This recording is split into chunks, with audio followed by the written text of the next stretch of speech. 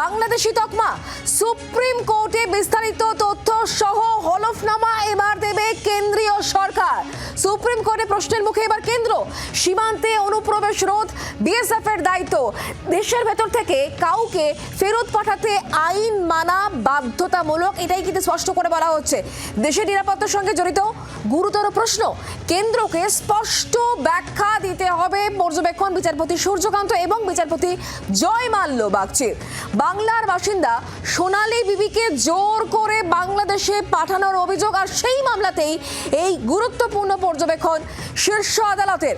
মামলার পরবর্তী শুনানি দিন ধার্য করা হয়েছে 11ই নভেম্বর। আপনাদেরকে আরো একবার জানিয়ে রাখবো, বাংলা ভাষায় কথা বললেই বাংলাদেশি তকমা।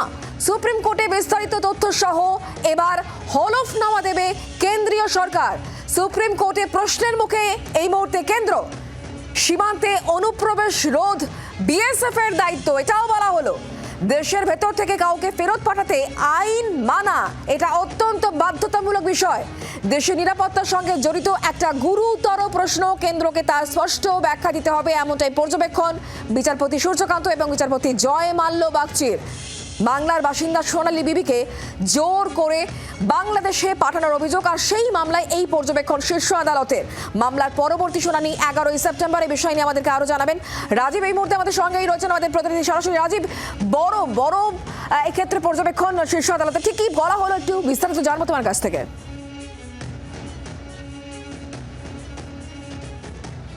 দেখো, সারা দেশের বিভিন্ন রাজ্য থেকে একটা অভিযোগ আসছে, বাঙালি পর্যটকদের দেখলেই সেখানে নির্যাতন করা হচ্ছে। মূলত বাংলা ভাষায় কথা বললেই তাদের বাংলাদেশি হিসেবে তকমা লাগিয়ে দেওয়া হচ্ছে। এই অভিযোগ আমরা দেখেছি যে রাজধানী দিল্লিতে আমি দাঁড়িয়ে রয়েছি, সেই রাজধানী দিল্লিতে বসন্ত কুঞ্জে জয় হিন্দ কলোনি রয়েছে।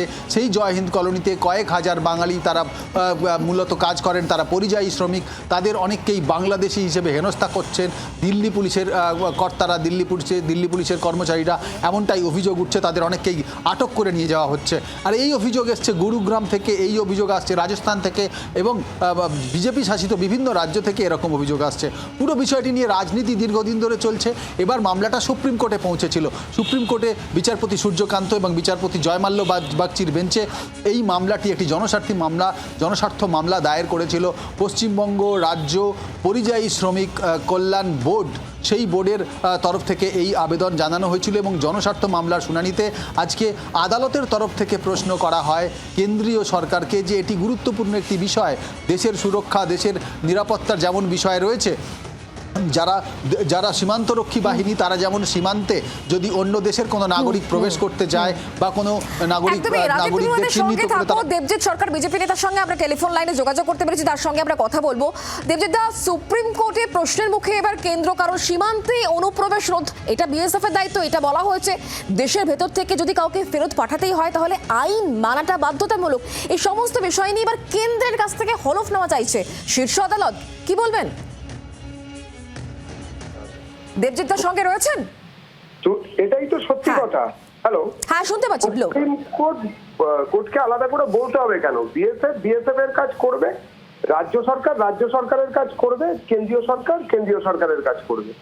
সুপ্রিম কোর্ট যেটা বলেছেন, আমার যেটা মনে হয়েছে যে হলফনামায় বলতে হবে কেন বিএসএফ কাজ করতে পারছে না বা কাজ করতে দেওয়া হচ্ছে না। 138টা জায়গা পশ্চিমবঙ্গে, অন্য জায়গার কথা আমি জানি না, অন্য রাজ্যের খবর। পশ্চিমবঙ্গে 138টা জায়গা চাওয়া হয়েছে বিএসএফ এর তরফ থেকে, 18 বার চিঠি দেওয়া হয়েছে। তার মধ্যে 8টা জায়গা এখনো পর্যন্ত রাজ্য সরকার দিতে পেরেছেন। মুশকিল হচ্ছে আমাদের এই রাজ্য সরকার কিন্তু তৃণমূল সরকার, রাজ্য সরকার নয়।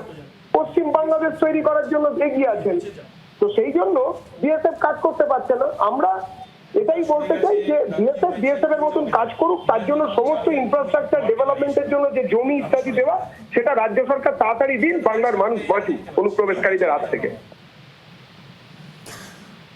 অনেক ধন্যবাদ আমাদের সঙ্গে টেলিফোন লাইনে থাকার জন্য। দেবজিৎ সরকার বিজেপি নেতা আমাদের সঙ্গে ছিলেন টেলিফোন লাইনে, এবং এই ক্ষেত্রে কিন্তু সুপ্রিম কোর্টের একটা গুরুত্বপূর্ণ পর্যবেক্ষণ সামনে আসছে। কারণ আপনারা জানেন যে বিভিন্ন সময় অন্ততপক্ষে তৃণমূল কংগ্রেসের শীর্ষস্তরের নেতা ব্যক্তিরা, বিশেষ করে তৃণমূল সুপ্রিমো মমতা বন্দ্যোপাধ্যায়, অভিষেক বন্দ্যোপাধ্যায়, তারা বারবার করে বলেছেন যে বাংলা ভাষায় যখন বিজেপি শাসিত রাজ্য গিয়ে কেউ বলছে তখনই তাদেরকে বাংলাদেশি বলে ডেকে দেওয়া হচ্ছে, পুশব্যাক করা হচ্ছে জোর করে।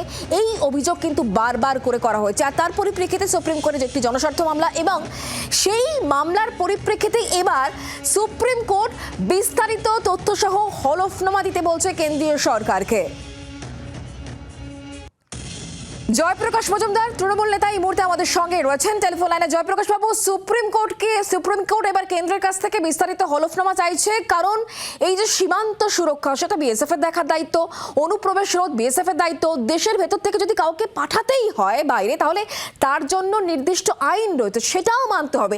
এই সব কিছুই আজকে কিন্তু সুপ্রিম কোর্ট মনে করিয়ে দিল। আর এই বিষয়ে বিস্তারিত হলফনামা কেন্দ্রকে দিতে হবে, এটাও বলা হয়েছে। কি বলবেন? না, এই বক্তব্য আমরা অনেক দিন ধরেই রাখছি, আপনাদের চ্যানেলেও বারবার বলেছি যে বিজেপি যে অনুপ্রবেশ, ঘুষবায়েট এইসব নিয়ে হুঙ্কার ছাড়ে, সে অমিত শাহ করেন, মোদিও করেন, অথচ দায়িত্বটা তাদের, এইসব আটকানোর দায়িত্ব তাদের। এখানকার লোকাল লিডাররাও বলছেন, চিৎকার চেঁচিমেচি করে এলোমেলো কথা বলছেন, শুভেন্দু অধিকারী, সুকান্ত মজুমদাররা। কিন্তু আসলে নিজেদের অপদার্থতা, নিজেদের দায়িত্ব এড়িয়ে যাওয়ার যে প্রবণতা, সেটা আজকে সুপ্রিম কোর্টের কথায় একদম সামনে এসে গেল। এবার কোথায় যাবে বাছাধনরা? এবার তো হলফনামা নিয়ে বলতে হবে যে অনুপ্রবেশকারী যদি বলো এখানে আছে, তাহলে তারা ঢুকলো কি করে? বিএসএফ অমিত শাহ দপ্তরকে এড়িয়ে ঢুকলো কি করে? আর বাংলা ভাষা বললেই বাংলাদেশি বলে তাদের পুশব্যাক করার অধিকার কে দিল? এই জিনিসটা সামনে আসাতে সুপ্রিম কোর্টের নির্দেশে এবার কেন্দ্রীয় সরকারকে দেখবেন সামনের দিনে ঢোক গিলে বলতে হবে, ও কিছু নয়, আমরা দেখে নেব, কিচ্ছু হয়নি, বাংলা বললে বাংলাদেশি বলা হবে না, আর অত্যাচারও করা হবে না। এটাই দেখবেন হলফনামা দিয়ে বলবে। অনেক ধন্যবাদ জয়প্রকাশ বাবু আমাদের সঙ্গে টেলিফোন লাইনে থাকার জন্য। বাংলার আওয়াজ, বাঙালির আবেগ, জি 24 ঘন্টা।